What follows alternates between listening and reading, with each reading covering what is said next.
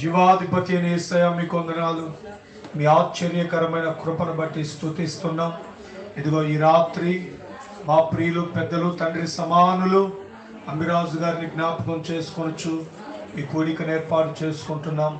10 సంవత్సరాలు నాయనా ఈ లోకాన్ని విడిచివారు, అయినా తీరని జ్ఞాపకాలు, వారి ప్రేమ, సంఘ సామాజిక కుటుంబంలో వారు జీవించిన జీవిత విధానం ఎంతో విలువైనది, గొప్పది కనుక నాయనా వారిని రీతిగా జ్ఞాపకం చేసుకుని కుటుంబాన్ని మీ చేతులకు అప్పగిస్తూ ఉండగా, అంబిరాజు గారి స్థానం కన్నా మీ స్థానం ఈ కుటుంబంలో గొప్పది కనుక నిశ్చయముగా మీరే నడిపించుదురుగాక, మీరే కాపాడుదురుగాక, మీరే ఆలోచన చెప్పుదురుగాక, మీరే ఈ స్థలమందు మహిమపరచబడుదురుగాక.